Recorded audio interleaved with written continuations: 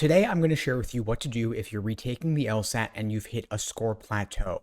For those who don't know me, my name is Steve Schwartz.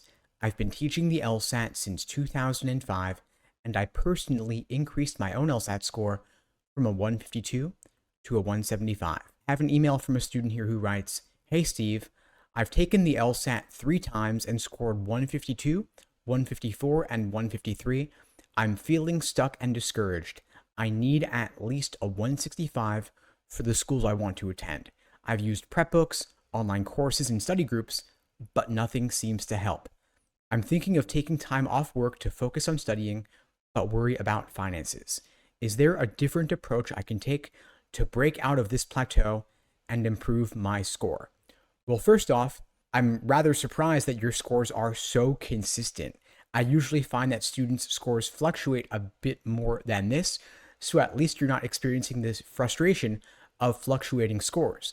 That being said, of course, it sounds like you want to improve your LSAT score by more than 10 points, and you've already tried a wide variety of resources. So I wonder if you need more time to study by taking time off from work, given that you've already been presumably putting time into these resources that you've taken advantage of, whether it's the prep books, the courses, and the study groups. If you've worked through the prep books, if you've taken the courses, if you showed up consistently to those study groups, it may be that you need to change your approach rather than necessarily putting in a whole lot more time to studying.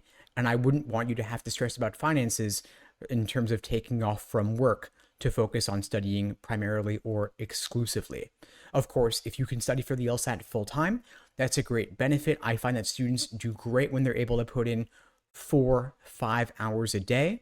Maybe you can reduce your work without eliminating work entirely. So maybe you can drop down to part-time rather than working full-time, and that could free up some additional time to studying. But again, I think you may want to change your approach and look critically at what hasn't worked for you in the past. It's possible that you'll achieve significant breakthroughs if you take on some new strategies and a new LSAT prep approach. I would recommend, of course, maybe something a bit more personalized than what you've tried in the past. If the books haven't done it for you, if the courses and study groups haven't done it for you, you may want to consider some private one-on-one coaching to focus on your weak areas, help you target them, work on your schedule, and look at exactly what's going wrong for you, because you've put in a lot of time, it sounds like, but you haven't yet seen the score increase that you're looking for. I'm also curious to know what your practice test results were like going into those previous 3 LSAT attempts. Were you scoring in the low to mid 150s and then not surprised at all when that was the score you got on test day? Or did you experience a drop?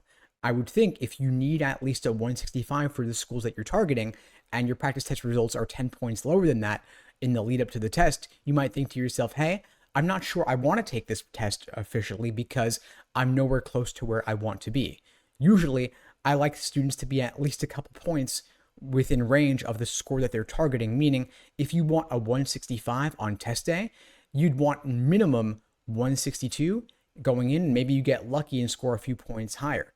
Ideally, though, if you want a 165 on test day, I would like for you to be at least a 168 going into the test so that you have a buffer in case you have a bad proctor or a technical issue. Even on your worst day, you're still going to get that 165 that you're looking for. I know that it's frustrating that you haven't yet seen the results that you're looking for despite having put in the time, but I don't want you to lose hope.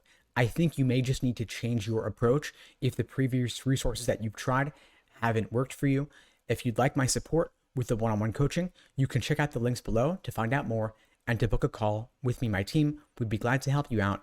We can set you up with a program where you're getting consistent private one-on-one coaching, ideally on a weekly basis from now till your test date. You'll be able to book those sessions directly on your coach's calendar. My coaches have all scored a 170 or above on their official LSATs, and they're proficient and trained in my methods, like the Socratic review method, helping you pinpoint your weak areas, helping you find more efficient approaches, because sometimes you don't know what you don't know. And so having some expert guidance from someone who's been through the process can make your path that much smoother.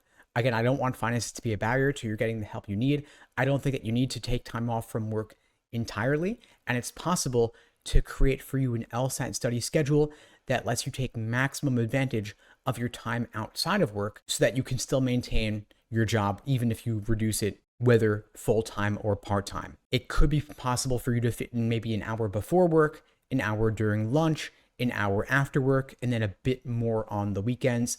That could be sufficient for you to make steady forward progress and take the LSAT and secure that 165 within the next few months. Anyway, that's all for now. In the meantime, I wish you all the best and take